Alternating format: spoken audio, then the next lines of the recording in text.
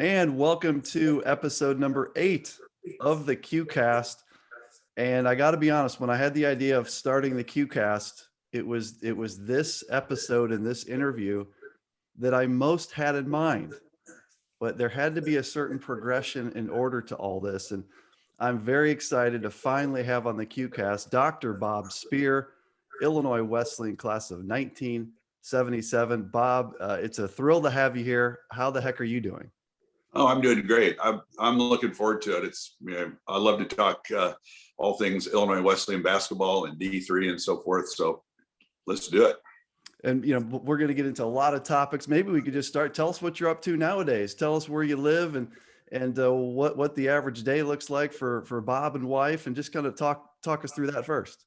Yeah, I live out in outside of San Diego. I live on a little kind of a resort island called Coronado. It's kind of famous for the Coronado, the famous hotel here. And I've lived here for 30 years. My practice was out here, which I recently retired. These days, I work at a vaccine clinic, a volunteer actually, about 3 days a week. And so that's sort of given me more purpose than just sort of aimlessly wandering around and lighting up a cigar too early in the day and having my wife tell me that I'm not going to live, even though I've already made it 66 years and had many cigars and so forth. So it gives me something closer to what I used to do. Sounds like we might need to get your wife Jan on a separate episode. Maybe episode 9 could be Jan, but we'll see how that plays out, right? Yeah, my son, my oldest boy Nick, he's just graduated from law school, and he offered to talk to you if you wanted to get the real truth. They have some interesting takes on my behavior and stuff. So there could be spin-offs. I left him up. It's like there's many great shows in the history of television where there have been spin-offs, and this episode of the QCast could lead to a few. And so I'm really looking forward to this. I knew your name for a long time, Bob, and the class of 77 is very legendary for anyone that's gone to Illinois Wesleyan, is involved in the basketball program, follows. You kind of, that iconic picture outside the Sheehan Library of the members of the class of 77 decorated in your 70s garb, big time, the plaid pants and all of these things. And so I knew your name very well. Didn't know who you were on Twitter for a while. There was just this person named Sports Theory 101 that started following me, and I followed back, and there was some banter. How did you decide to jump onto Twitter and pick the handle Sport Theory 101? I'm just very interested in that. It's funny. I've with my friends and Hud Venerable, who you talked to about doing this podcast, Hud and I and Jack and Eddie Moore and many of the other old Wesleyan people, a lot of times we would just sit around and talk about theories. I mean, we talked back in the 70s. It came up one time. I think I said to Hud, I said, hey, why don't the Cubs have Willie Hernandez play first base? He's a left-handed reliever, and Bruce Sutter pitch, and then they could just switch back and forth. And as long as one of them was a decent athlete, and most pitchers are, they could play first base. So we were always into theories, like just kind of oddball things that, we talked about shifts long before they did shifts, and, if you get 2 strikes on somebody, then bring in the relief pitcher just to throw one nasty pitch, don't blow their arm out throwing 8 or 9 pitches to some guy. But anyway, so we've always talked about theories, and they're usually just sort of foolish little anecdotal ideas that we come up with, often infused with bourbon or in other substances. But that's the theory, the sports theory. And I'm glad to know it wasn't a random pick. I knew there was thought behind it, and you certainly have proven like the name is checked out, because you have a lot of different theories. A lot of them are on defense. We'll get into some of those as we go here today, but I am glad to know that it wasn't just quickly conceived. Let's talk, Bob. Let's about kind of where you grew up, because I know that you played at Quincy High School, and we're going to talk a lot about that. But did you grow up in Quincy, or I'm thinking maybe you grew up somewhere first and then moved to Quincy? Do I have that right? I grew up in Quincy. I was born. My dad is an undertaker. And so I was born in St. Louis, but then we moved to Quincy shortly after he was out of school, I guess. And so, yeah, I was part of Quincy. My coach was fairly legendary, Cheryl Hanks. Growing up, when I was 7 or 8 years old, I started going to games, and it was always a big event on Fridays and Saturday nights. If they were home, it was close to 4,000 people, sold out gym, 50-piece band playing the fight song. The lower tier, maybe 1,500 people. Probably 2/3 of them were wearing coat and tie. The women wore dresses and high heels, and I mean, it was a social event. And Coach Hanks was a performer, and he liked to put on a show. And if you grew up in Quincy and you saw that, you wanted to be a part of it. And so that, I was out shoveling my little driveway, getting snow off of it. And my mom said I would come in and stand in the back door and let my hands warm up for 20 minutes. And the ball wouldn't bounce very well once it got cold. So you'd try to warm yourself up and get the ball back to bouncing again. And so I was sort of smitten by Quincy basketball, and it's not very hard to do because it's a real special place. And I'm sure when you were growing up that those players that played for Quincy High School, those games you were going to when you were little, those guys were probably legends to you. Professionally or in the college ranks, are there any players that in particular, basketball players, that influenced you when you were a kid, either in the ABA, NBA, and the college ranks? Who do you remember following at that stage when you were growing up? In that era, there was only one game on a week, which would be Sunday afternoon. We had two channels, probably an NBC and a CBS channel. So it seemed like they had the Lakers and the Celtics on every week as a kid. I know they weren't, but we rarely, there'd be a college game on Saturday, one game. So often it was UCLA. I always picture UCLA, Notre Dame. So there wasn't a lot of teams to really see players. I remember I was mesmerized by Pete Maravich when I saw him play for the first time on TV. Like, I'd never seen anything like that. It was, I found him fascinating, and I like the Celtics teams a lot. I liked, the way they played together, and of course they were winning traditions. So, but that was about it.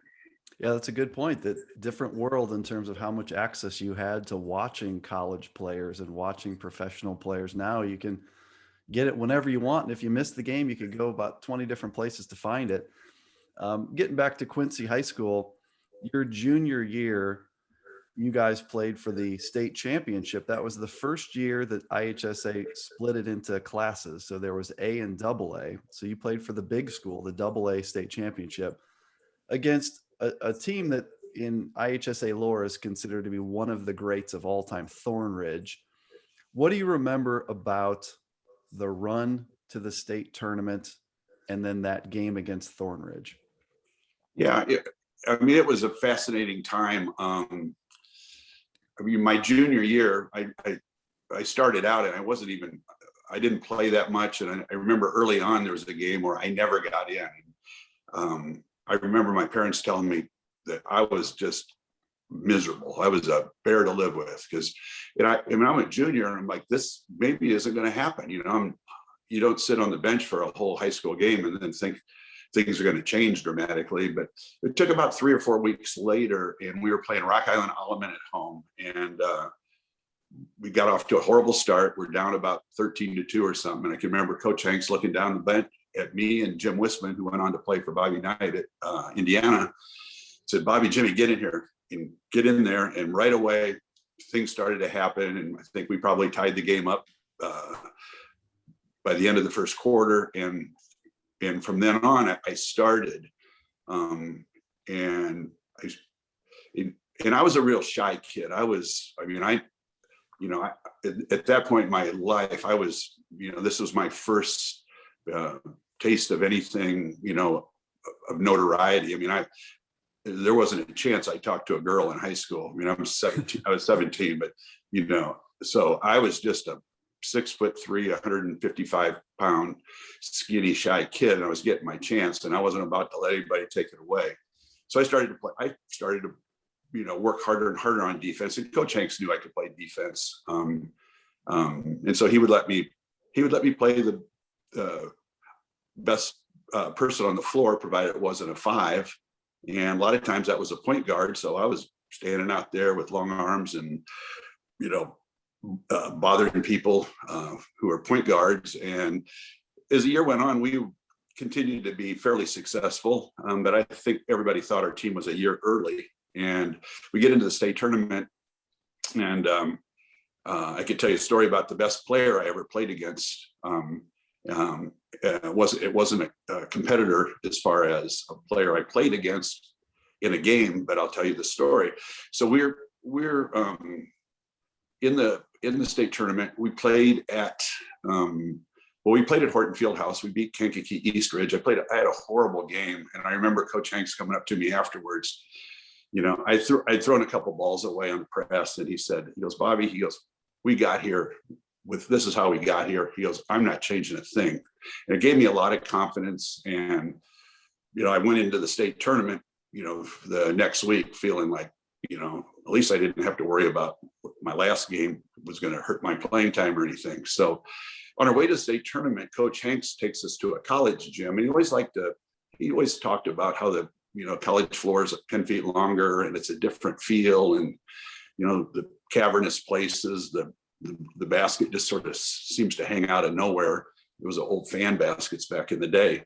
So we go to this college gym, and he said, I want you to guard this college player. And we were just doing our walkthroughs. This was like the Thursday before we played Crane Tech, and Nate Williams was a 6'3" guard, all city, full ride to Illinois, and he was going to be my assignment. So I'm playing this college guy, and he said, this is the way the guy's going to play, a lot of between the legs, fancy stuff. I absolutely didn't have a prayer. I was on roller skates, trying to guard him. Do you have any idea who I'm describing? I don't yet. Okay. And so we were at Illinois State. Doug Collins. I was guarding Doug Collins, and I had no idea who he was.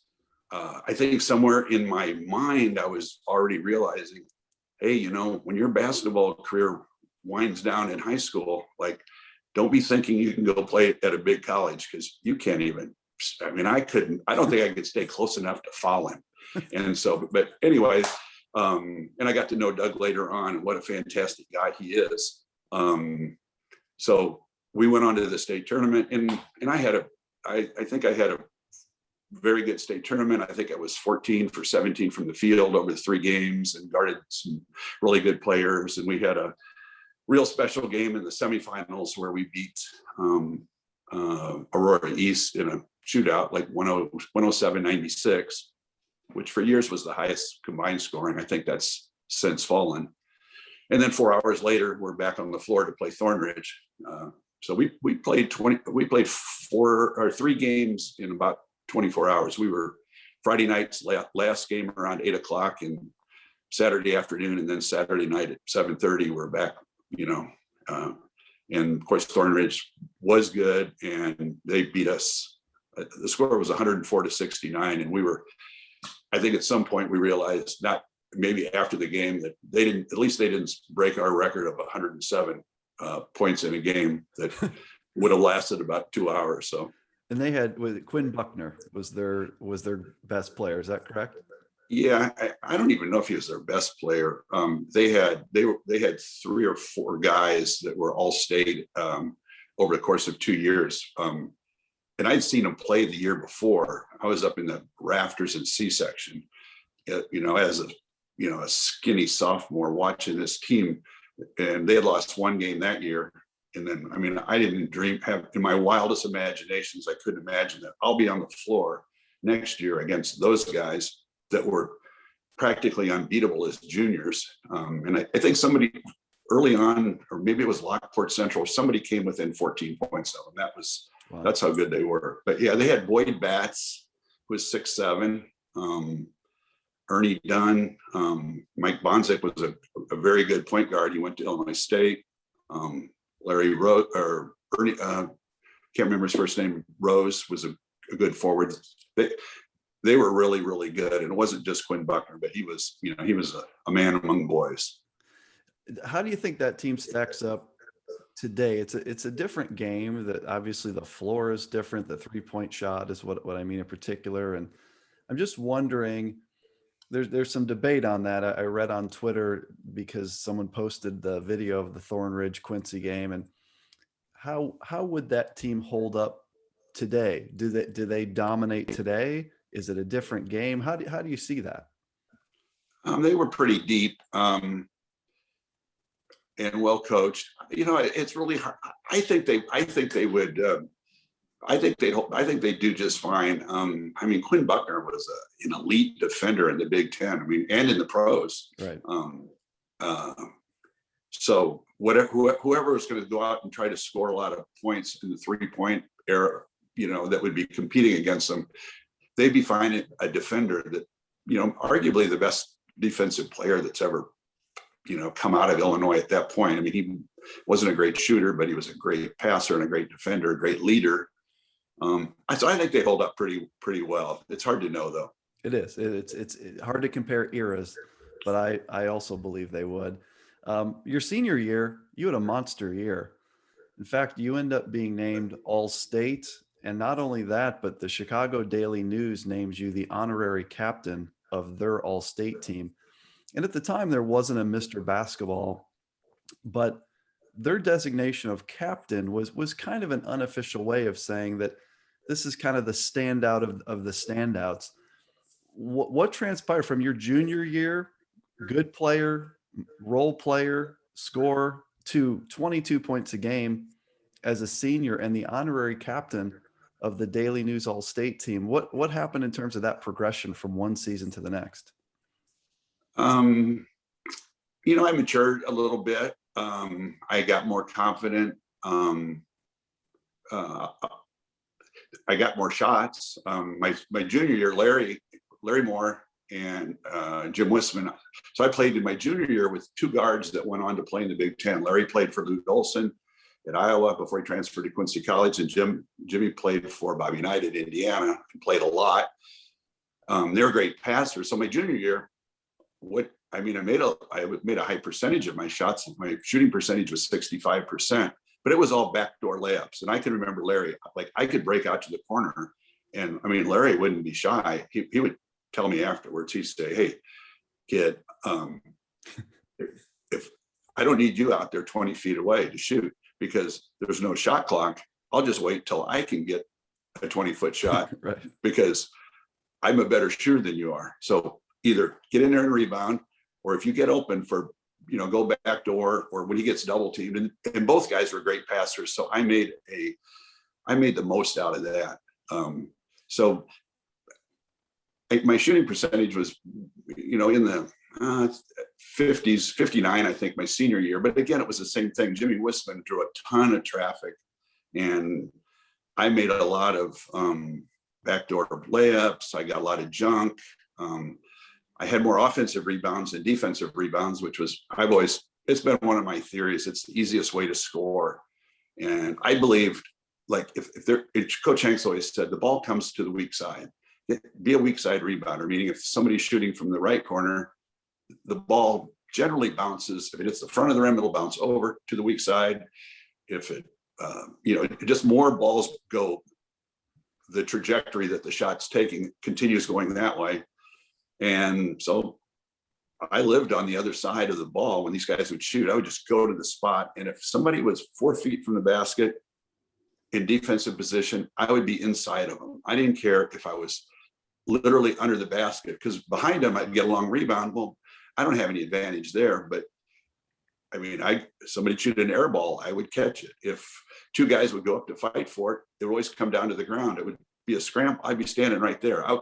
So I was just, I made a lot of so-called garbage points. I wasn't taking the ball and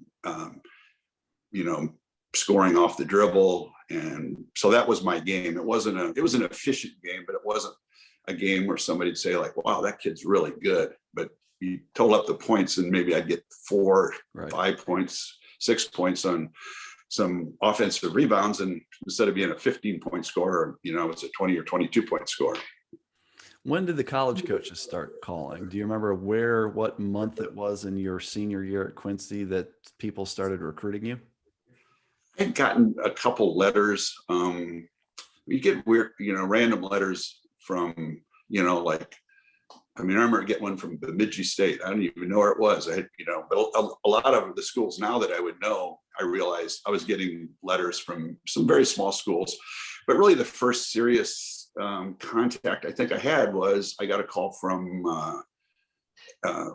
Coach Borsherding at Augustana. And also I was hearing from I heard from Coach Bridges in about the same time, but I think the Augustana connection was a little bit sooner. And then I did see Coach Bridges, I think, at the Pekin tournament, and I saw Coach Borsherding I think he was in Quincy for the Augustana, for the Quincy tournament with Augustana, if I remember correctly. So, and they really the only other, I did get one call from a bigger school. I got a call from DePaul in Chicago and they were, pretty well-known school. And it was interesting. I went up there for a visit.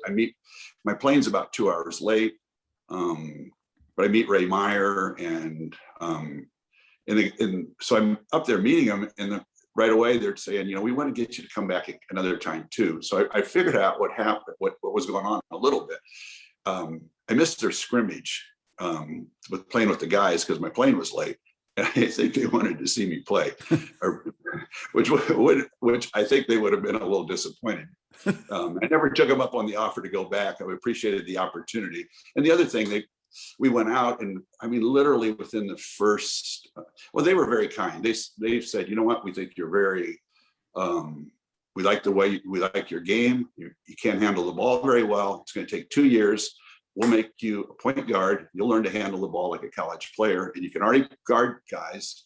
You can guard anybody, and we'll redshirt you your first year. And it was like, like being a project wasn't part of my idea, and being redshirted. I was thinking medical school. Where do I want to go? I have a dream out there, and it isn't to spend 5 years in college. And so that was it. That was my taste of D1, and I think I did them a favor by not engaging too much, because they'd have, I'd have been. We played against them, and I think I'd have been on their bench. Were you aware that Illinois Wesleyan and Denny Bridges at the time were recruiting other all-state players? Certainly, three all-state players ended up in the recruiting class. That was a different time, though. There wasn't Twitter, and there wasn't all this recruiting coverage. Did Denny say, hey, if you come here, you're going to play with a couple really good guys? Or what was your recollection of knowing who else he was recruiting? Well, I'll start with Michael Bradley, and partly because that way I don't have to start with Jack first. Because I need to get back at him at some point. He really did throw you under the bus in the QCast. We have to. I know. He really did. I know. I did, and that's what I heard. I have to say I didn't listen to it because I had no interest in it. Very fair that you would start with the other all-stater. If you'll just go in order, Michael Bradley was number one. So start with him. Yeah. So Michael Bradley, I actually played against Michael in the Pekin tournament when we were seniors and guarded him. And he was a scorer. A real scorer. And so I'd seen him play the year before in the Pekin tournament when he was a junior. I saw him score 50 points. He was a machine. So yeah, I knew Michael and I liked him. I felt like we had a connection, from playing against each other, and he was tough nosed. And and I liked that. And so, and regarding Jack was on TV the week before. Jack was in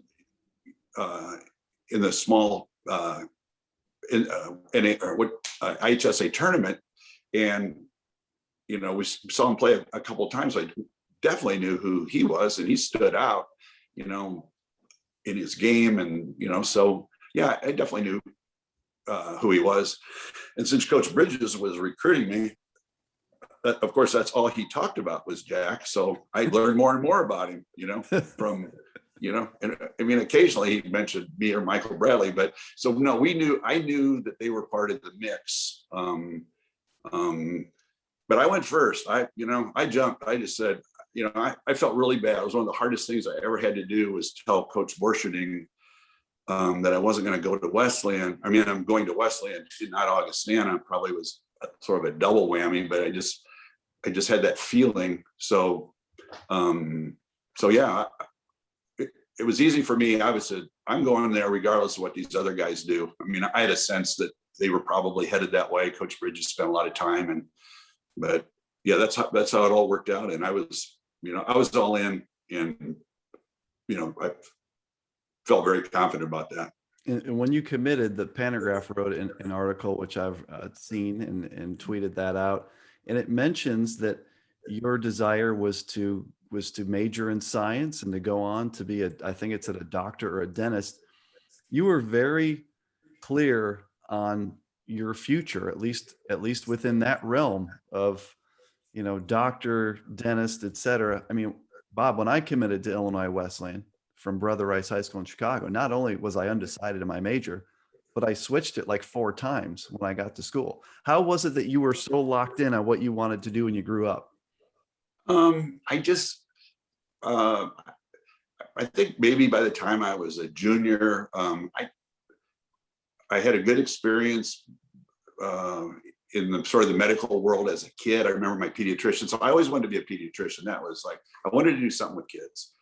And it was just, that was what I wanted to do. I never entertained anything else. And so, when I'm picking a college, I'm thinking, okay, I need to figure out a way to, get a good enough education, do whatever I can to get in the door to medical school, as well as play basketball. So Illinois Wesleyan was, it was a perfect fit in that regard. The science department was cooperative as far as I could miss some labs. Coach Bridges was cooperative in that I could miss some practices.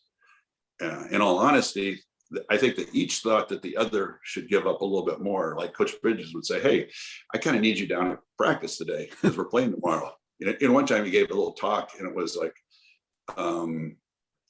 he went through a whole, like, a reason why you're starting and why you're not starting. He says, it may be because of the matchups, or it may be because you had a really good game the game before, or you may not start because you couldn't be at practice the day before a game. And I'm like, oh, I'm the only one that isn't at practice before a game. So it was the same in the labs. They didn't want to see you cutting out early. So it was a little bit of a balancing act, but both sides knew. And, I can remember Dr. Franz, and I was afraid of her. I don't know why a 20-year-old college kid should be afraid of a teacher, but I was. She was tough in the comparative anatomy lab. And I can remember her, I had to leave early, I think, to go. I think I might have had a lab that ended like at 5:30, and I had to be down at the gym by 5. I had to leave by 4. And I sort of left her a message, and I see her kind of walking over to my desk, and I'm like, oh, this might not be good, And she just sort of whispered, she had, I believe, like a German accent, and she just whispered, I hope you beat the hell out of them tonight. And I was like, yeah, Dr. Franzen's all in. So, but that was the Wesleyan, basketball. I was always juggling to some extent, basketball and school. And yeah, both sides wanted more peace. So Coach Bridges wanted you more in on that side, and Professor Franz wanted you more on that side. Talk about your group that you played with at Illinois Wesleyan, and just for the folks tuning in, I want to put some perspective just to the guys that were in the class of 77, and they didn't all start out at Illinois Wesleyan, but you had Bob Spear, who was the captain of the Chicago Daily News All-State team. You had Michael Bradley, who was an All-Stater. You had Jack Sikma, who was an All-Stater, and then went on to play some basketball after he went to college. You had Mike Rinker, Dave Patelka, Jim Molinari transfers in from Kansas State. And did John Lenahan come from Wisconsin, Bob? Is that where he was at? Yeah, he came from Wisconsin. Yeah, that was so probably sophomore, junior year, we suddenly had, Jimmy Molinari and from Kansas State and Lenny coming from Wisconsin. So, and I believe, I can't remember where Mike went. I want to say it was maybe Rollins in Florida. I think I have to look it up, but I think Mike might have been the honorary captain of the Class A team. And Lenny was 6'9", Rink was 6'8". Dave Patelka was a heck of a player. He played at, he was a Chicago suburban kid, my roommate for a year, tough player. So we really had by then a really strong group of players, and I think my playing time reflected the transfer portal of the day. It was like, I can remember, I kept a diary, and I will talk about my diary in a bit. I can remember one of my diary entries. Every day after practice or after a game, I just write down random thoughts. And I reckon I think I was first demoted in my junior year. And I realized, like I always said, I earned my spot on the bench. I worked really hard for it, and I finally got there. It was hard.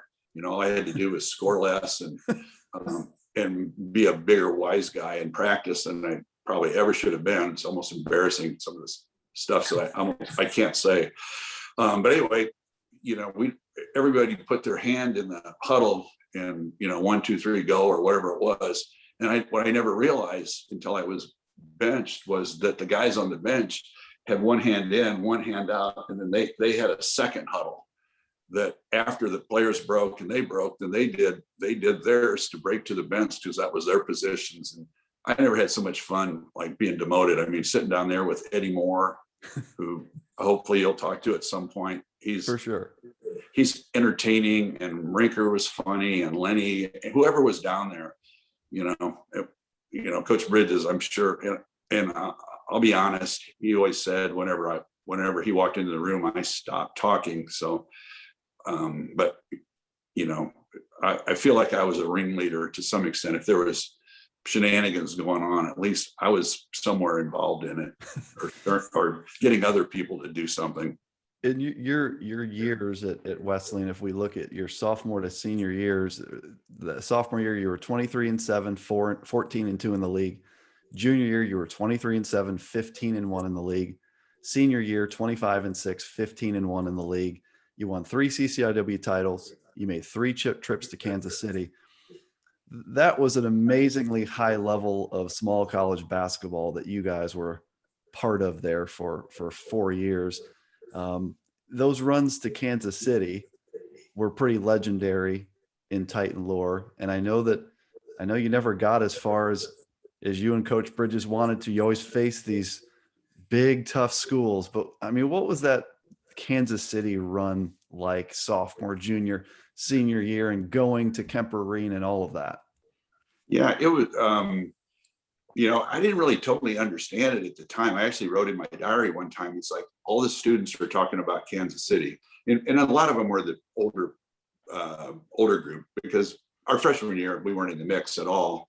And so, I mean, I realized there was a postseason thing, but for Wesleyan students, it was like, an extra spring break. They're going to Kansas City. It didn't matter. And the teachers, I think, knew it. And so it was like, we got it. You guys got to win. You can't lose. And I mean, I as bad as I played in the game, we got eliminated in Kansas City against Grand Canyon. The game for us to go to Kansas City that year, we played Chicago State, and I think I had 18 points all in the second half, and we were down at halftime and made 8 shots in a row. And it was like, that was back when I had some influence on the offense from time to time. And it was unbelievable. It's like, you know, and then once we get there, we realize, wow, this is big. We're going into Kemper Arena. We're playing against scholarship players. We won a number of games there. We never quite got over the hump, but yeah, that was a great memory. And the Titan community, that was just, they were all in on Kansas City. Kind of how Salem, Virginia ended up feeling there for a few years when the Titans were making Division III Final Four runs. Talk a little bit about the CCIW, Bob, because it's amazing to me that the last time a team has been undefeated in the league on the men's side was your senior year of high school. And so what people around the league are very proud of is like this, the Sikma era Titans never went undefeated. You almost did, 15-1 twice. The North Park three-peat national champs never did it. Illinois Wesleyan national champs and Final Fours, and North Central and Wheaton and Augie. And the league is good now, and it was good then. What are your recollections about competing in the CCIW? Big games, you know, I have to say, as Jack progressed, which would be his last 3 years, the crowds got bigger. People wanted to see him play, and they also wanted to try to knock us off. And Augustana was always a big rivalry. We lost by 1 point and 2 points, 2 games as freshmen, and you know, it was big for us to kind of get over the hump, because it was like, man, it's Augie. You know, they were 16-0. They lose half their guys, and as the freshmen, all of us are coming in, and we lose 2 more times. You know, we finally, you know, put that behind us, and we're able to beat them. Dave Shaw, who came to Jack's event, was a superb shooter and player in our 4 years at Carroll. Games up there where, you know, we'd go for a weekend. We'd play Carroll and Carthage, usually a Friday night and a Saturday night. They were tough, you know. Milliken with Gobzinski.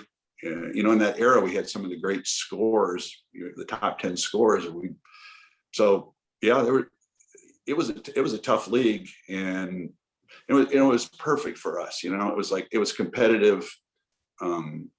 We weren't, you know, we didn't dominate, so the games we could lose, and we proved that. But as Jack got better, that became a harder and harder thing. But all those teams they all wanted to be that school. And every year, one of them was. I don't remember who it always was. I feel like maybe it was Augie one of the years. I don't remember who knocked us off, but yeah. And you played a lot of Division I teams in your 4 years. Your senior year in particular, you played Jacksonville, you played Florida, you played Bradley.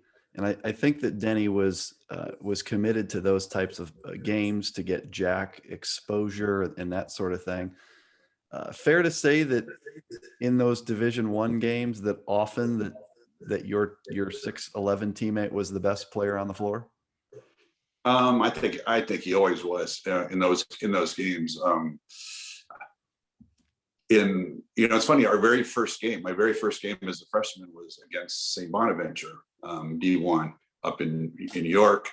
We were up at halftime. We were up by 12 during the first half and had a 5-point lead at halftime, and ended up losing by 8 or something. Yeah, we played so many close games. We lost to Jacksonville by 2. We lost to Bradley by 2. We almost beat Detroit. You know, they were number 11 preseason, and this was in December. And you know, Coach Vitale came and talked to us afterwards and said, "You guys are going to amount to something. My players."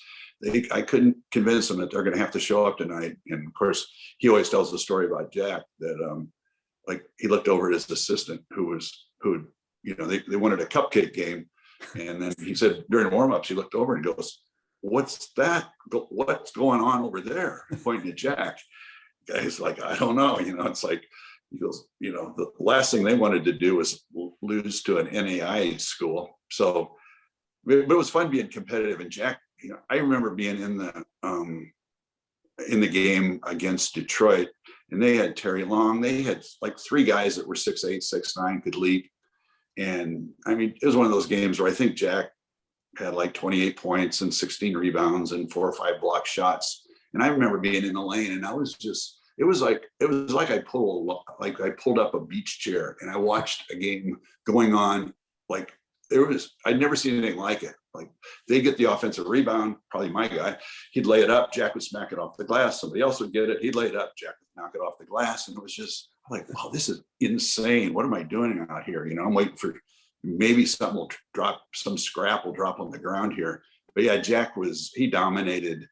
And it was like he was, we were like, who is this guy? Like, we'll play Elmhurst and Jack's good, but he was a competitive guy. And, you put him out there against those D1 guys and, and it brought it out. And, we were like, all right, sorry, Jack, we wish we could help you a little bit more, but, go out there and we'll do what we can.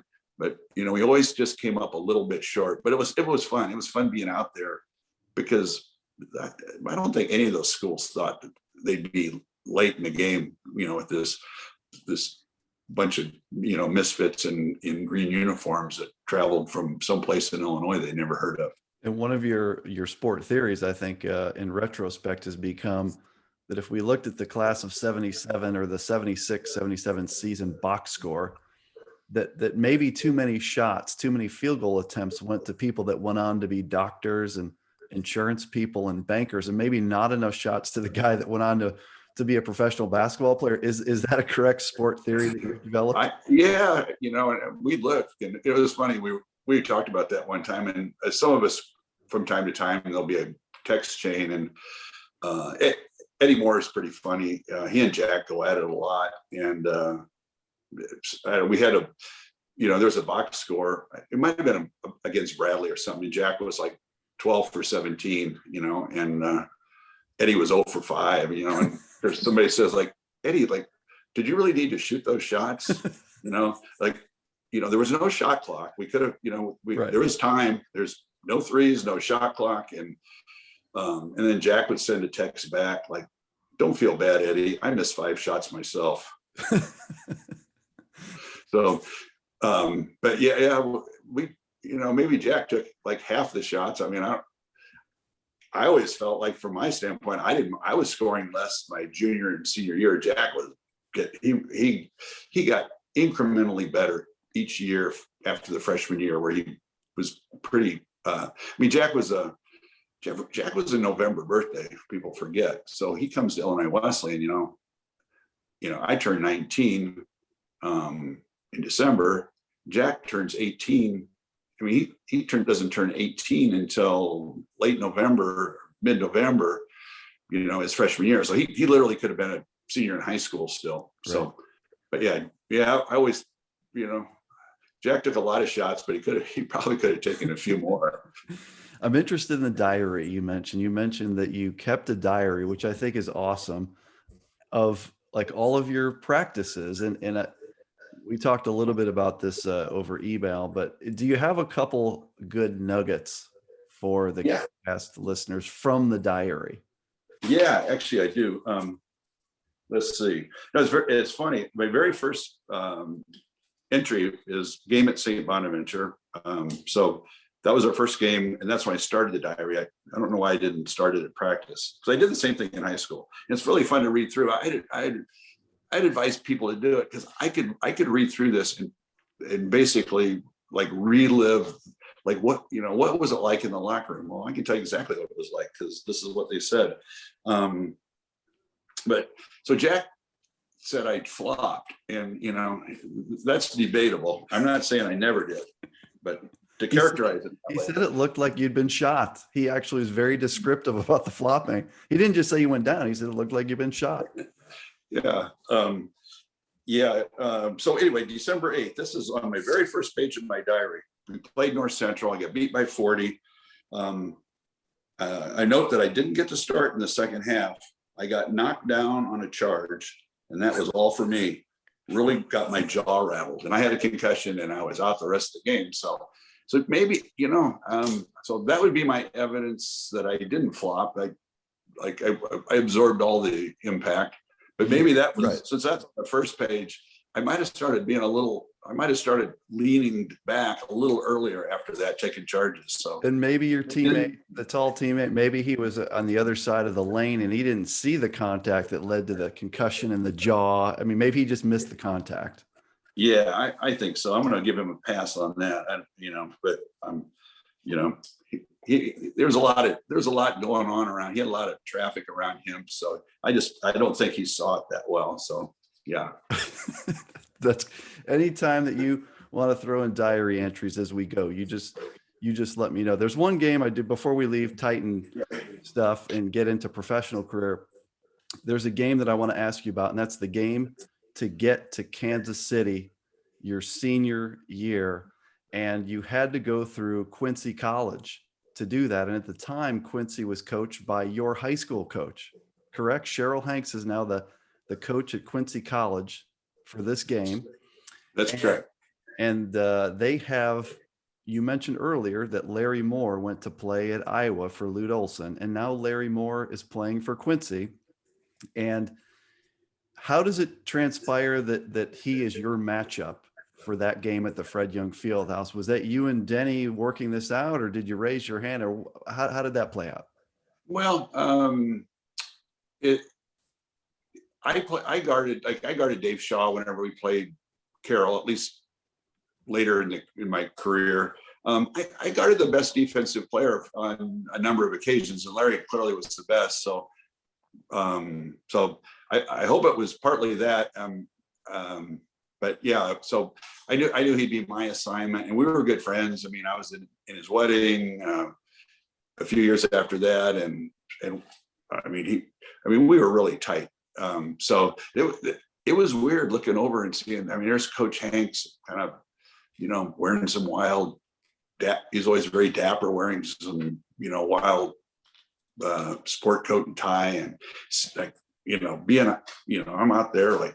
And he was razzing me a little bit. I mean, I'd go by in warm-ups or something. He said, "What are you doing wearing the green uniform? You're on the wrong team," stuff like that. So, and, Jack had mentioned it in your earlier podcast. I mean, well, I thought you didn't watch it. You said you didn't watch it. And now we're playing. I was told that Jack said that. Someone sent you an excerpt. I just wanted to help you. Yeah, I promise. I did not watch Jack. So no, Jack mentioned the same thing. What a horrible way to lose or end our senior year, getting beat at home in Fred Young. So we're playing Quincy College, and there was a buzz. The place was packed. Quincy had fans that traveled. I mean, it was stuffed, and we get a last-second shot in regulation. It doesn't go in. And we go into overtime, and Jack scores early, as he said, and then they held the ball. And I don't think it was intentional. They were very cautious. There's 4.5 minutes left. They moved the ball around. It wasn't like they just stood out there and killed the clock. I mean, they were making, and after about 2 minutes, I think they call a timeout, and there's 2 minutes left, and they come back out. It just played out that way, that they didn't get the shot they wanted. And next thing you know, they literally are taking a last second shot, which Larry took from probably 25 feet out. And I can just remember turning around to see it not go in. And it was just mayhem. I mean, it's the only time in my Wesleyan career that the floor was, the fans came onto the floor. And it was just, the noise level, the intensity, and so forth was unbelievable. And I was really happy after having been demoted and earning my time on the bench. I played 45 minutes of that game. So it was sort of my vindication. Like, if you can play defense, there can be a spot for you on the floor. And you made the all conference team. So that year, I think there were 2 players from the Titans on that 15-1 team that made the all conference team. So Jack was the most outstanding player, and you were all conference as a defender, right? You weren't a big scorer your senior year, and you got on there because of your ability to match up and lock up the opposing team's best perimeter guy. Yeah, it's a couple of things worked in my favor. I played some late. We played some late games in sequence where I really had good games. One of them was against Dave Shaw. One of them was against a guy named Jeff Allen at North Central, and I think Barry Bennett at Carthage. And Edgar Alsene had a nice write-up, and I can remember the day at practice, Coach Bridges says, "Hey, we had our meeting, and big surprise, Jack's MVP or all conference unanimous." And he goes, "I have another announcement to make." And it was like, Bobby was second team all conference. And, I don't remember exactly who, but there was some people asking, like, was your dad on the committee? Like, how the hell did you make all conference? And somebody else goes, it could have been any more. Somebody like that would be like, he didn't even start. What's he doing? He couldn't even start on our team. So a testament to playing great defense. We could just leave it at that, right? Yeah. Let me tell you, let me just get these out of the way. I got my diary here. Yeah, please. So, and I became, a wise guy. I think that would probably describe me pretty accurately. So, and Coach Bridges, he knew it. But anyway, I wrote in, this was in November one year, Coach Bridges talking about jump balls today, and said that we should line up so the person would have an easy place to tip to. But then he said, but if Spear's jumping, try to anticipate where the other guy is going to tip it to. So it wasn't just a one-way street. He gave me the business too. And I think, it was all in good nature, but he was a coach and I was a player. So, I had to defer, and I think it was all in a good fun and he wasn't in that regard. That sport theory. I mean, that was, if 6'3" Bob Spears jumping against 6'4", 6'5" player, I think you got to anticipate where that ball's going. Oh yeah. So here's a little interchange between Jack and Eddie. This would be sort of typical, and this was what was fun about sports. It was like the relationships you'd have and so forth. So January 30th, this is our senior year. So practice against Wheaton, game was called off due to all the snow. Eddie and Jack have been having a go at each other lately. It started when we were playing cards one day. So Jack starts out, the reason North Park gets beat all the time is if they don't play any defense. And so Eddie responds, that's what their big guy says about us. And their big guy scored 18 points, I guess, against Jack. So Jack responds, that's because I was always picking up your man after he blew by you. So Eddie says, that's what Coach Bridges tells us to do. Force him into the All-American and he'll block their shots. All you're worried about is running down court and showing the scouts that you can touch the rim. All you do is stand in the lane and pick your nose. So Jack says, how about that baseball game at Elmhurst when you walked 4 guys in a row in the last inning and lost 2-1? Eddie goes, shit, they can't hit me. I might as well walk them. But anyway, that was sort of the, my diary is laced with those types of. It's pure gold. I wonder if you could sell that diary somewhere today. I think it seems like it's worth a lot of money. Coach Bridges, we were on a little text thing the other day, and Coach Bridges said he wanted the publication rights to it. But I think that, there's nothing. I don't think there's anything too bad in there about anybody. But it's. Well, I'll tell you one other one. Mike Rinker. And the reason I'll tell you this is we saw Mike at the Hall of Fame thing for Jack, and Mike, of all the guys on our team, Mike looked like he's about 6'8", and he looked like he's about 220, chiseled. I mean, he looked really good shape. The rest of us are like, I wish we looked like that. Well, it turned out in college, Mike was chunky, just put it that way. And so the first, I think I have it right here. So Mike, let's see.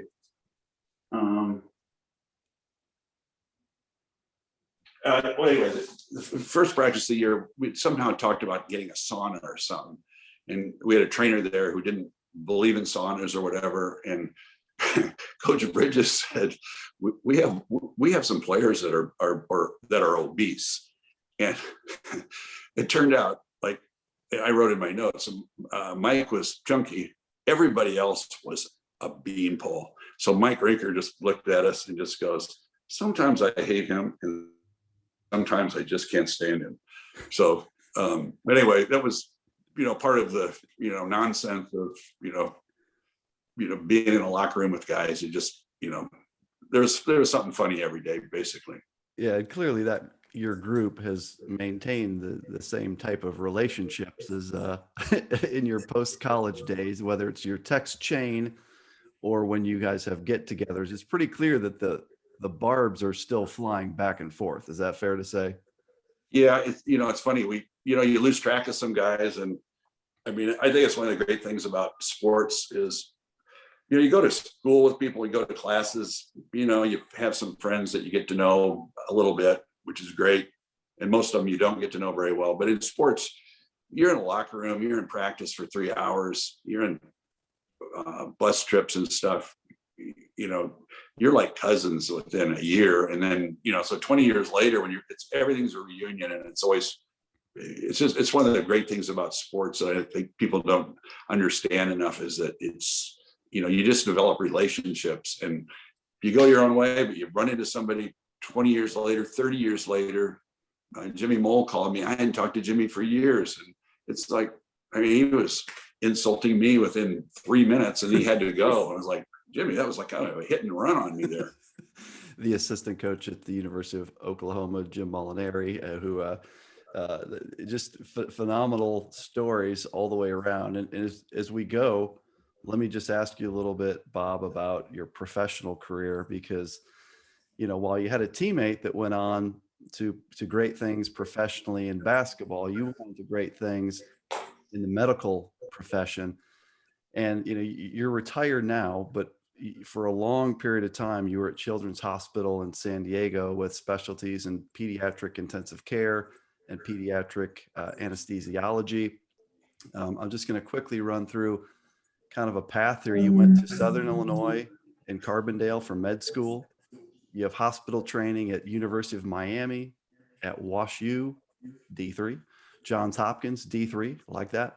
You had faculty positions at Johns Hopkins, UC San Diego, Children's Hospital San Diego. Now, I'm not 100% sure what this means, but I know it's a pretty big deal, is that you triple boarded. So board certifications, American Board of Pediatrics, American Board of Anesthesiology, and American Board of Pediatrics, Pediatric Critical Care Medicine. And, we were talking, you said that the triple boarding was kind of your Sikma move. That was your talk. I know that's an enormous deal and really hard to do, the triple board. Talk about that. Well, it all started out with my love of pediatrics. I that's the only thing I knew for sure. I want to go into pediatrics. Of course, once you get into it, I'm in medical school. I'm a decent student, but I'm not like lights out student where I blow. I had to study, but as I was going through medical school, like we'd be doing orthopedic surgery, and I'd go home at night and just read pediatric stuff, and I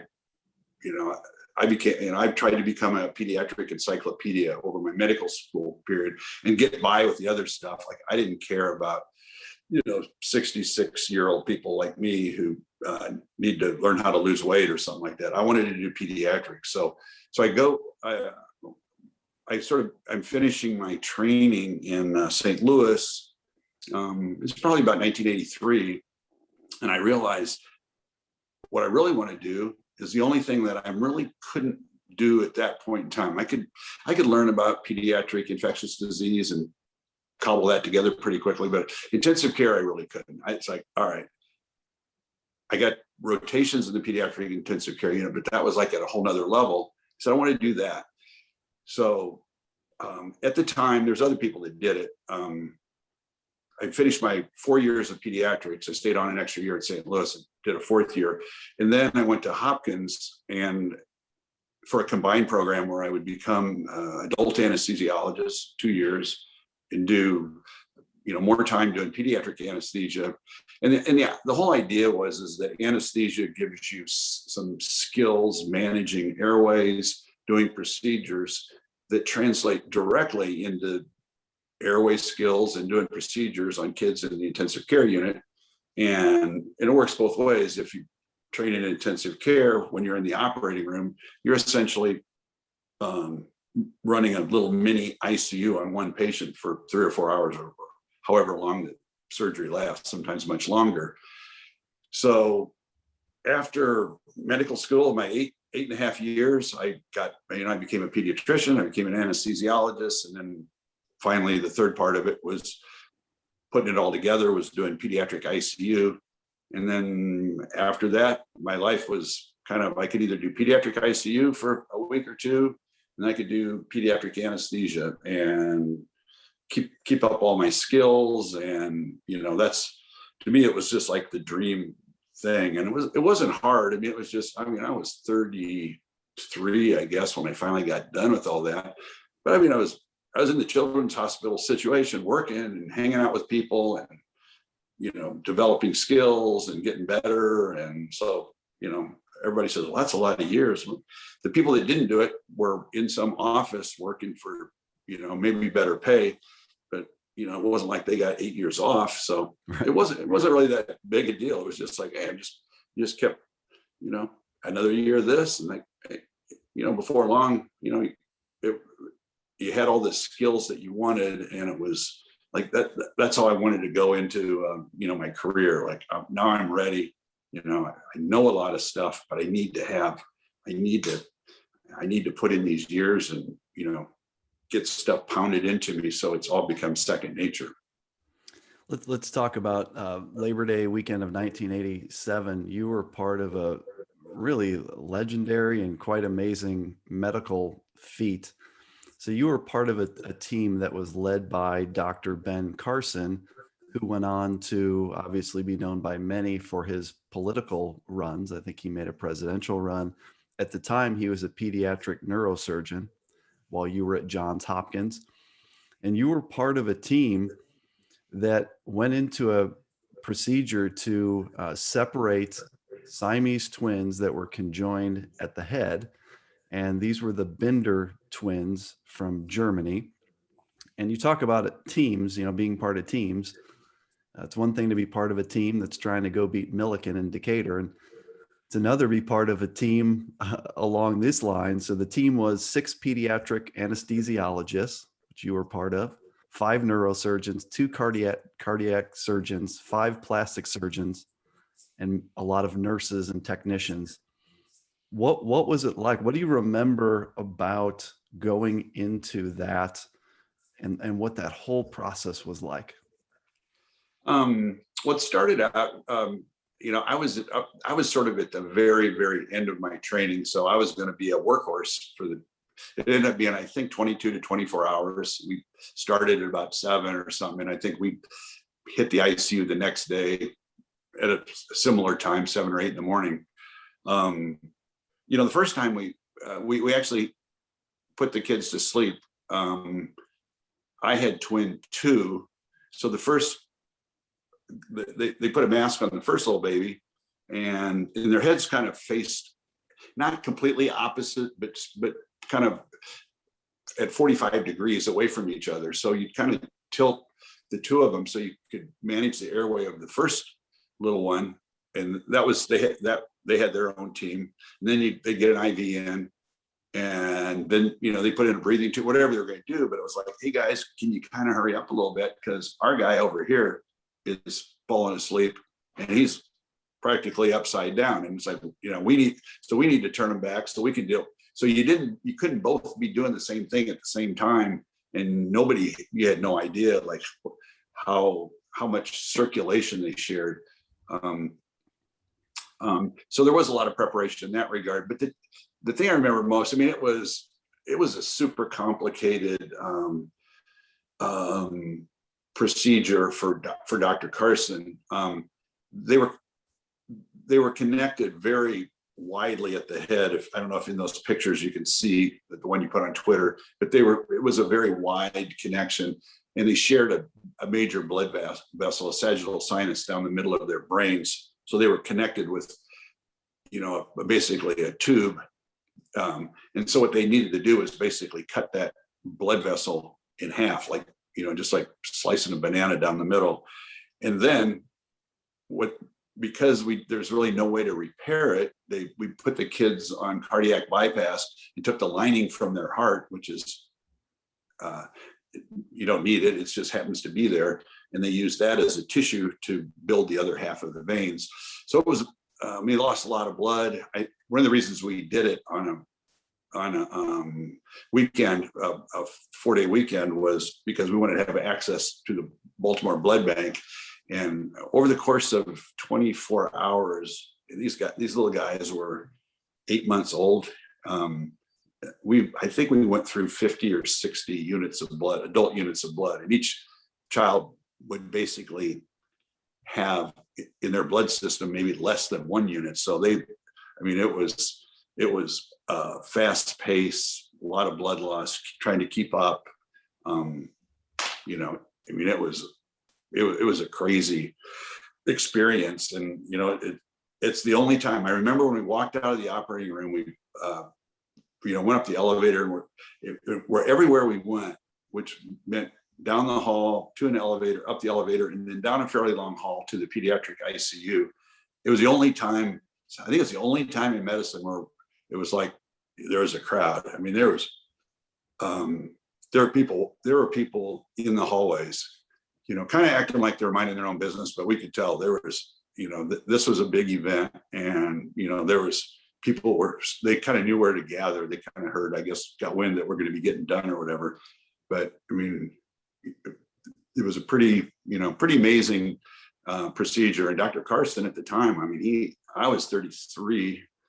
He probably was 36 or 37. Very talented neurosurgeon, a very kind guy. I didn't know him personally, but a kind guy. If you're nice to the anesthesiologist, in my mind, you're a kind guy. He did, when things weren't going well, you have two choices: to fix it or blame the anesthesiologist. And he was the kind of guy that would fix it. So it's like, all right, that's how you define a good guy in the Johns Hopkins world. They didn't blame you for all their own problems. And that procedure was worldwide news. It was at the time featured in Newsweek. It was featured in Time. It was featured in a lot of places. To this day, it's something you can go back and read about. And just what an amazing thing to be part of. And, think of growing up in Quincy, Illinois, going to basketball games and playing basketball, and then, cut to another minute and you're part of something like that. It must have been something you were really proud of, I assume, at that moment. Yeah. I mean, I think I appreciated it. I knew it was a big honor to be part of that team, and to be, honest, I was in my very last year of training, so they needed somebody like me who's going to be there right up front for the 24 hours, and the other people would switch off. So there's two of us, me and a guy named Jim Fackler. We knew we'd have that opportunity, but you wouldn't trade it for anything in the world. But it happened to be our year. We were the right, the most senior person, and so yeah. I mean, I'm always surprised, to be honest. I mean, there's so many things we do over a career, and people, I mean, the Hopkins name, everybody's always, drawn to. It's a great place. So I was proud to be a part of it, but the story is far more legend than what we really did. Another cool thing that you've done in your extremely impressive professional career is you were part of the San Diego Chargers medical staff for, I think, 16 years. And I believe you said that Jim Harbaugh was the connection and the one that got you into that. What was your role with the Chargers? So Jim was my next door neighbor, and it just kind of, I don't know, I'd say he took a liking to me at some point. He referred to me on some radio talk shows as Neighbor Bob, and people were like, Jim Harbaugh was talking about his neighbor again or something. So anyway, he went to the doctors and the trainers, and they approached him. And it turns out that at every NFL game, there is an anesthesiologist. And ostensibly, I think it's there in case somebody needed emergency airway and breathing support in case of a spinal fracture. I mean, more likely it was going to be a referee or somebody collapsing and having a heart attack. But so there were anesthesiologists there, and it turned out that the people, the one in San Diego, they wanted to split it. So there's two guys, and they wanted to do every other game. And I said, okay, I'll just do every game, and you guys can split the other position. It was perfect. So I started going in early. I'd get there at 9 a.m. for a 1 o'clock game. And one of my roles, which it became my role, was I became the IV starter. Guys would come in, I get a call, somebody, so-and-so's dehydrated. We're trying to see if we can get them to play. And then other players started getting sort of preemptive IVs. And then there'd be a mad scramble at halftime. I mean, sometimes like the most IVs I think I ever did, which tells you a lot of it's psychological, was at a playoff game in Pittsburgh. I think we did 16 before the game, and it's 28 degrees out,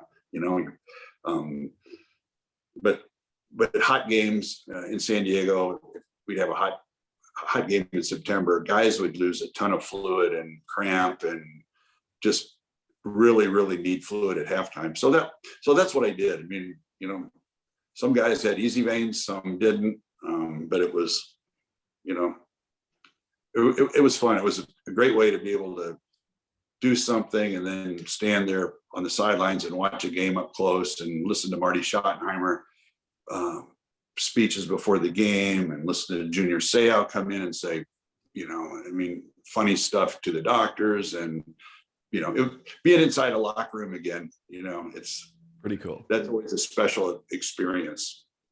I wanted to ask you a little bit more about your tallest Illinois Wesleyan teammate, as we gave him some grief and allowed you to counter punch a little bit, but Jack's been a lot to you, and I know that you've got a lot of stories about Jack Sikma.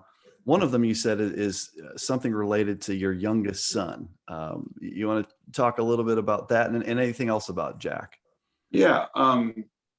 So Jack, I didn't get to see Jack play a lot. I mean, because once I kind of went into my training, they came to St. Louis once. I saw him in '82 because they played at the Checker Dome when Seattle against Kansas City, Omaha. He mentioned I saw him in the 1987 Boston Garden. In the Garden. I called up Jack. I said, hey, I'm not trying to, any chance, if it's easy, don't put out any effort if it's not, but I'm free to come to game 5. And he goes, no, I don't have no relatives or nothing. He goes, I got 2 tickets. I go, I only need 1. So I go up for game 5 and they win. And I remember being out in a restaurant afterwards, and we're sitting there in a nice place. And this couple I could see were kind of eyeing him like, all right. And then finally they kind of leaned over and said, who won tonight? I said, no, the Sonic, or not the Sonics, the Bucks. The Bucks won by 10. And then they go back and win game 6. And part of the story, which is really awful, is they got robbed in game 1 or 2. I think Dennis Johnson just got run over, and they called a blocking foul. It was horrible. But anyway, so same thing. I called Jack, game 7, you got tickets. If you don't, no big deal. I'll watch it on TV. No. So we go again, and they're up 10. They're up late in the game. And I'll tell you, the loudest I ever heard in a gym in my life was when Boston took the lead with about 3.5 minutes. And got a tip in or something and go up 1, and the place was just mayhem. And they went on to lose. And that's one of those games where, Larry Bird, Parrish, McHale, Danny Ainge, Dennis Johnson. Yep. Yeah. Excluding Jack, the other 4 guys on the floor were like Terry Cummings, Sidney Moncrief at 6'4". It was like, these guys didn't stand a chance, but Jack made up for at least 2 of those guys. And so I saw him play then. I started when I got out to San Diego, he was, I saw the tail end of his career. I saw him make 5 threes in the second half against the Lakers. And that was like a new experience. That was probably like 90, 91. And then, a few years later, I started taking my boys up, and we sort of had a rule. It's like, guys, you can come along to the game. We'll get out of the game and we'll go back to the hotel and wait. The bus would come out and you'd see Shane Battier and Yao Ming, and that was walking right by. And it's like, so that was being on the inside there was fun. And Jack facilitated stuff like that. Then we go down to the bar and say, like, okay, guys, you got 30 minutes. We'll have a little pizza here. And you can ask Mr. Sikma questions, but 30 minutes from now up to the room, and hopefully Dad will make it back. But later on, my son was, very shy, just not unlike a lot of kids, but very, very quiet. And he was really into the NBA. And so I'd say, just talk to Jack about it. Ask him about this guy. So he'd get up the nerve and ask him about, some guy, and he'd be asking about guys in the D League and NBA Europe or whatever. And Jack goes, he goes, he knows a lot about the NBA. So Jack says, well, Matt, why don't you just send me an email with some of your thoughts, and I'll get back to you when I can. So I had nothing to do with it. I stayed away. They carried on their thing, and Matt ultimately developed a lot more confidence, and so Jack was really kind to him, and not surprising. I'd always seen the way he interacted with people along the way. I mean, stop, and everybody in the world stops him, especially when he was a player, and he was always had time for him. Not surprising. It's just the way he is.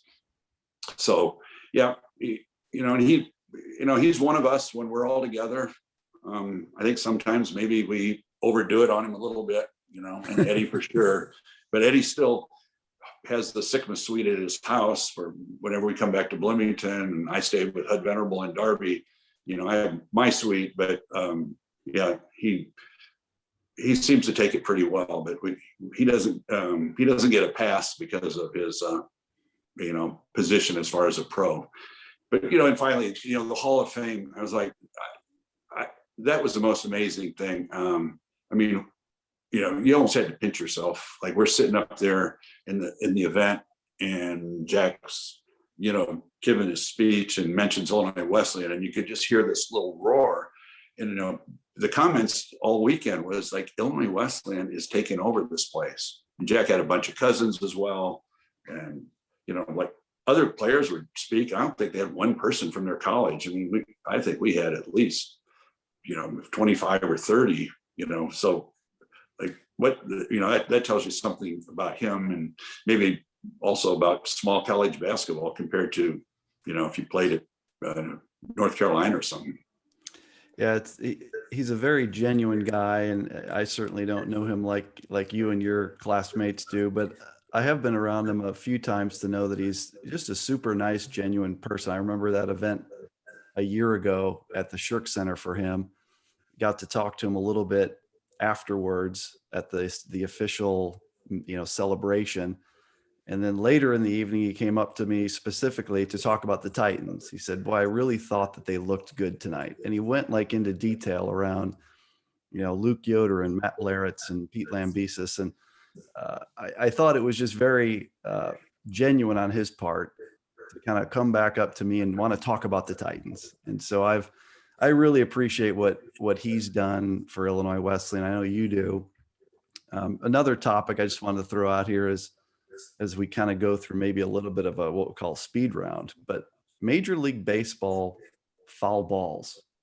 There was someone that planted this seed and said, ask Bob about his uncanny ability to get foul balls. I've been to, I don't know how many baseball games I've been to, and my wife and I have been to just dozens of games, and her dream is to get a foul ball. And we've been so close, and we've never gotten one together. So what is the deal with this, Bob? You got to be pretty aggressive as part of it. But I do have sort of some general ideas. I think I lost count, but it's like in the high teens. And I'll tell you one funny story, but basically, if you can sit on the aisle, and if the ball's 10 rows back, you got to have your glove, and you look a little silly as a, adult, but you run up there and you never know, balls pop back into the aisle. And I also play the rebound. I mean, the ball, balls come out of the upper deck, if you can get near that sort of flat concourse area, a lot of balls there. I mean, I got a ball once in Chicago, and my brother, he was in Quincy, but he was watching that game, and I remember going with some people to the Children's Hospital of Chicago afterwards, and everybody was just so excited. Somebody got a ball, and I remember talking to my brother. He goes, "Did you get a ball today? I thought I saw you." I go, "Yeah, I did." He goes, because he knew where our seats were, because they were his seats, and so anyway, this is a story in Baltimore. This is a true story. I just moved to Baltimore. I meet this gal, and it's probably, I'd say, out of my league. You have a phrase for it. What do you call it? Playing above your something, or Sure, you're playing up a few levels. I was playing. Yeah, I did. You're playing up a few levels. Yeah. So I'm a pretty intelligent guy. So what do? It's like 90 degrees.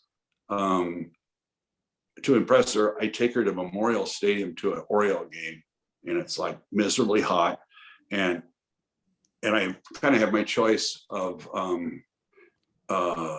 what kind of seats I want. So I get a seat, 2 seats in the front row of the upper deck, which to me is like foul ball heaven, just right.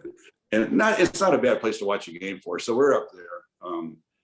And I thought everything's going pretty well. So 3 or 4 innings in, sure enough, here it comes. I see the ball, and you can always sort of, it's like a dream. You see the ball spinning, coming up, kind of hitting an apex, and then it's just coming right down, and it's going to be close. Well, this one comes about 3 or 4 seats to our right, and hear it clunk, and the ball disappears. So I go down, get on, I go to the deck, to the kind of rough cement down there, and lo and behold, I see the ball is like rolling right toward me. I just reach out, I got it. So I get up, and I got the ball. I'm as excited as, I'm a kid. I was like, unbelievable. So I get up, and I got peanut shells, sweaty, but I got peanut shells and maybe one of those saran hot dog wrappers with mustard on. Right, it's not cleaned up. I'm dusting myself off, but I am so impressed. And then, so I sit back down, I kind of look over at her, and this is like one of those things, like you don't know how to interpret something. And she said, "I've never seen anything like that before in my life." Which you could say, like, that's, that's pretty good. But I could tell by the look on her face that she was not impressed. It wasn't a good version of that statement. It was the bad version. I've never seen anything like that. And of course, I made the quick decision there. And it's like, well, I guess this is over. It's like, if there was an Uber in those days, she'd have probably been on her way out of there heading for an Uber. And so I kept the ball, and But anyway, I think getting foul balls is, a little bit of luck, and you got to be aggressive, and Well, a few takeaways from that is that, first of all, I think that you have a sport theory about foul balls, which is that it's kind of like rebounding. It's kind of like the weak side thing. It's anticipating the ball's going. The other thing is you're a little bit like the Tony Gwynn of fans, because he was famous for being able to see that rotation on the ball, which is why the guy could hit like 390. And as a foul ball catcher, you were seeing rotation, and you were using that to kind of slide a certain way, which is impressive. And then the other thing is that, you were playing out of your league, you were playing up several levels, but you were still you. When that foul ball went on the ground into the hot dogs and the wrappers and the popcorn, you were on the deck. And I appreciate that very much about you. Yeah, I was sort of delusional, and foul balls kind of probably didn't work out real well for me. I had another time where somebody skied one really high. I had my glove, and it was late in the game. It was in the 9th inning, and the ball kind of moving around, and I caught it, and it was, and I was by myself in San Diego, and there was like a lot of applause, and I was looking out on the big screen, and there was no replay or anything, but it's like, and it was like then it turned out to be a lot of applause. And I was like, wow, I was pretty impressed. Like, I figured, maybe they just showed it and I missed it.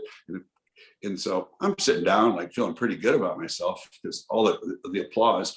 But look back at the game, pitcher throws a strike 3, game's over. And the people were cheering because there's 2 outs and 2 strikes on the batter. It had nothing to do with my foul ball. And I'm sitting there like almost embarrassed that I'm getting all this attention. So.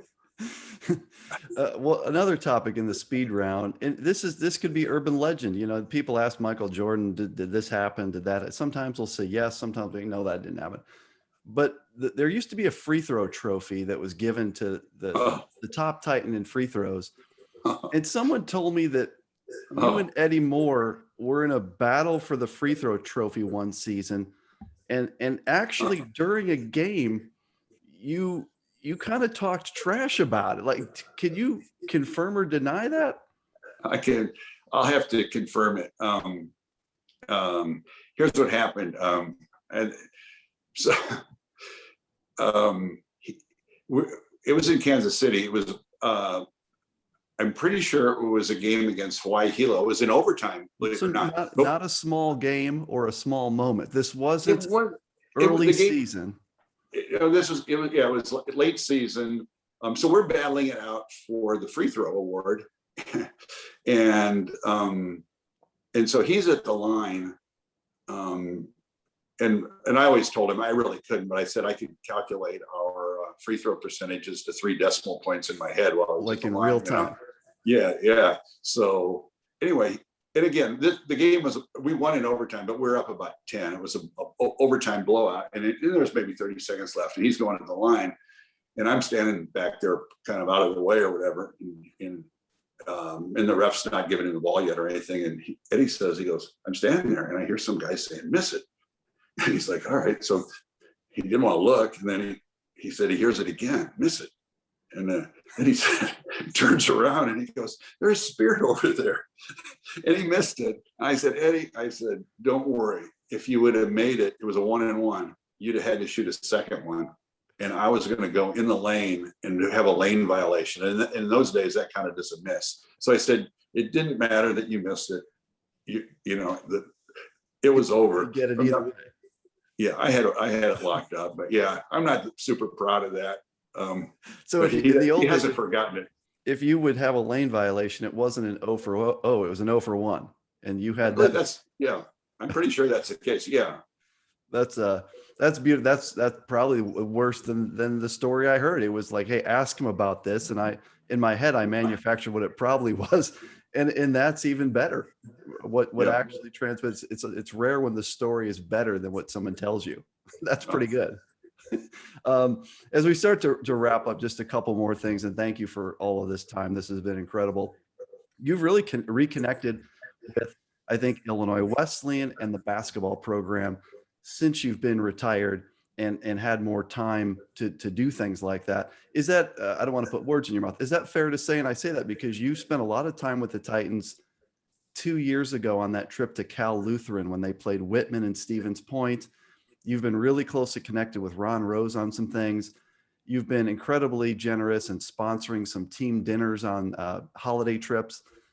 Fair to say that you've had a chance to reconnect a little bit on those two fronts. Yeah, it was.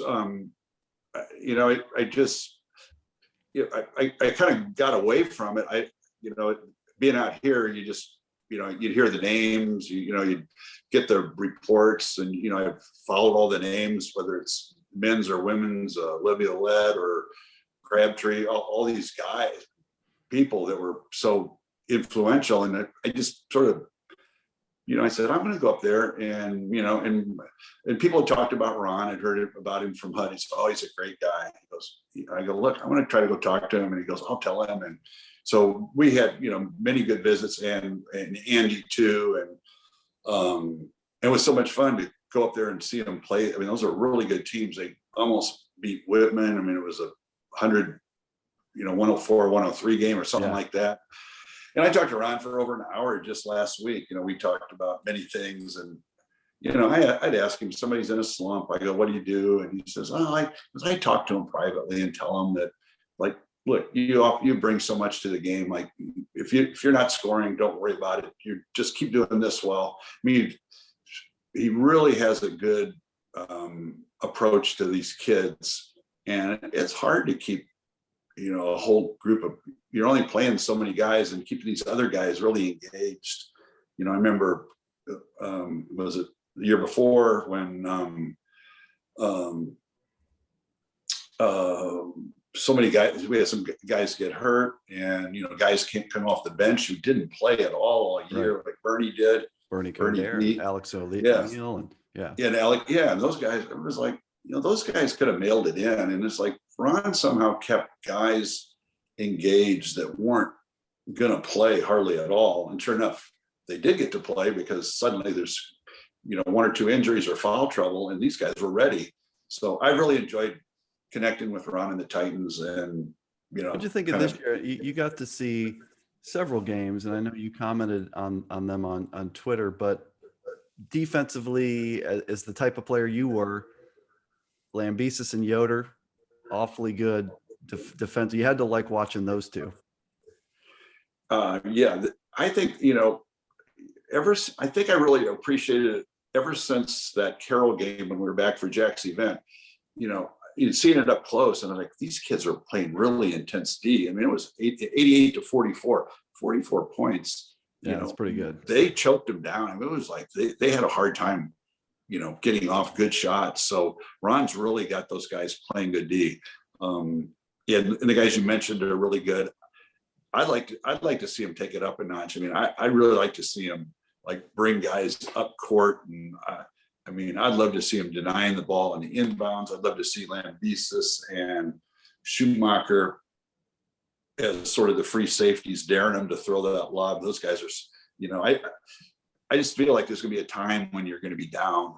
I'll talk to Ron about it. I won't try to work it through Twitter or anything, but I just think there's a time when you're down to a really, really good team, and it's like, you watch some of these NCAA games, and all of a sudden in the last minute, teams start denying the inbounds pass, and guys are throwing the ball all over the place, turning it over. Yeah.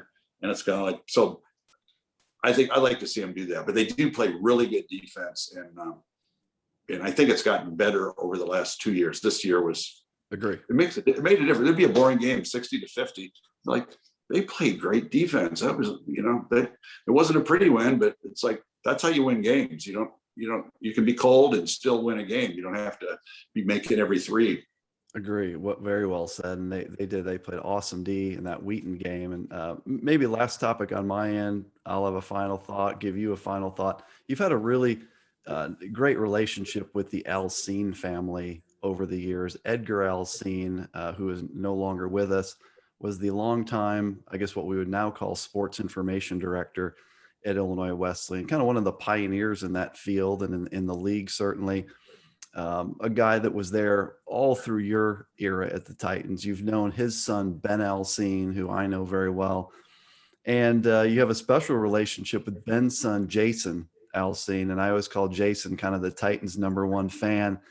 And you said that one of your favorite moments of the pandemic was that video of the Titans doing the virtual, the pandemic style drive-by in front of Jason's home. San Diego Bob is what he calls you.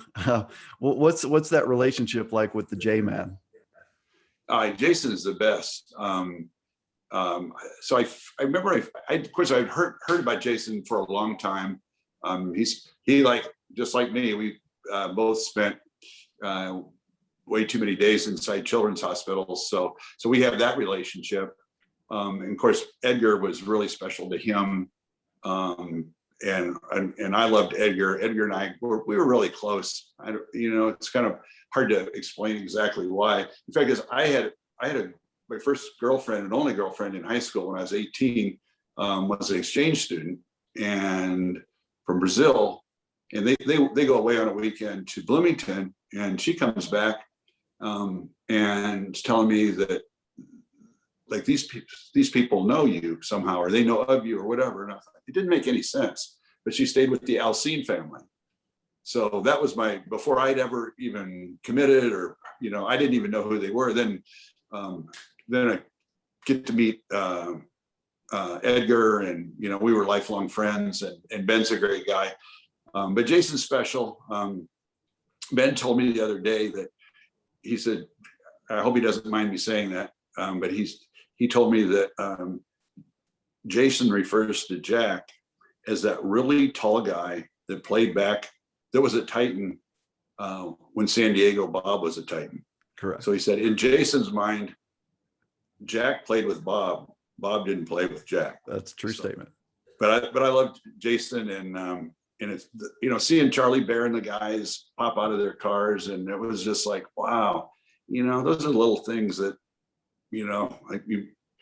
it's just so unique. It's small college, Midwestern thing, but to go see a fan that would appreciate him like Jason would, that was a very special moment. And like, they didn't have to do that. It's getting 12 guys together to do the same thing all at once requires effort, and that was really cool.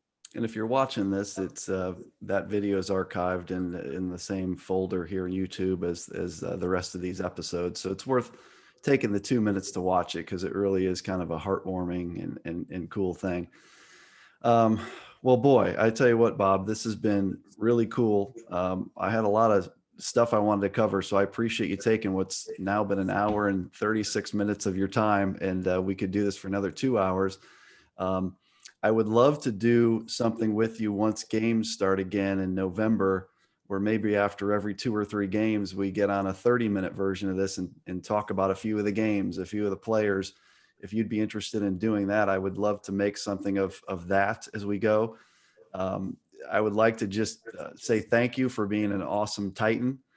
You're known in Titan circles for reasons that have to do with basketball, but most importantly for reasons that have to do with things that have nothing to do with basketball. Your professional career is something that Titan fans and Titan alums are very proud of. The way you've stayed connected to the school. And obviously in the last few years now, the Twitter presence has become a pretty big thing. And so I would like to thank you for everything you do for the school, for the program, and to make Illinois Wesleyan proud.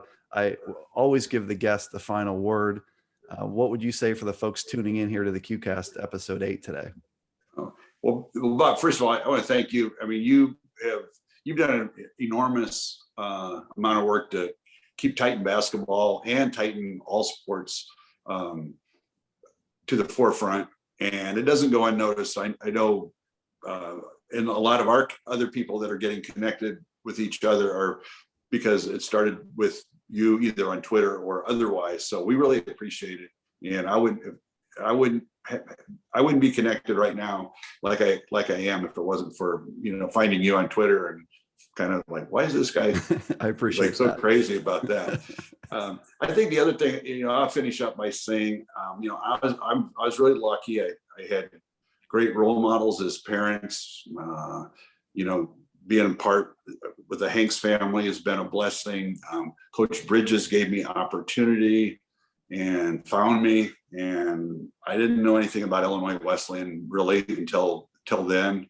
And lifelong friends have resulted. Hopefully, most of my friends, I'm really thankful to have been a part of what all the stuff we experience. Some, they're just like brothers. We razz each other pretty hard, but everybody shows up the next time and is still there. So apparently everybody's good with it. But I'm really thankful that I was able to be with all those guys. The guys at the end of the bench. It was a blast. I mean, as I read through my diary, it's like, what a blessing I had to, experience this. And Coach Bridges put us all together. We did our best to try to,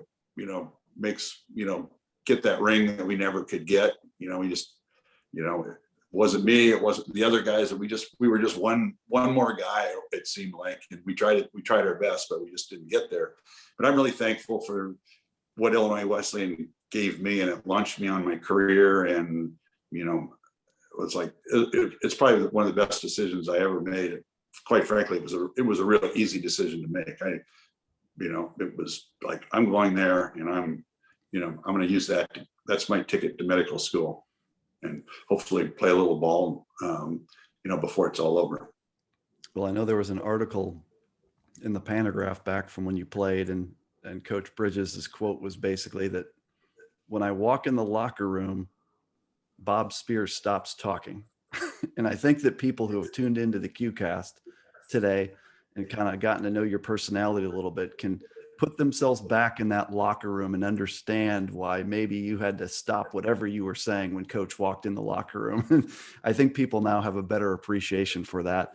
Bob Spear, Illinois Wesleyan, class of 1977. It's great to have such a long time with you here, and I look forward to doing this again in the future. Like I said, let's do something when the season starts, because I promised Hud Venerable that we would become a team, and so we need to do so, because I respect Hud a lot and I want to deliver on that promise.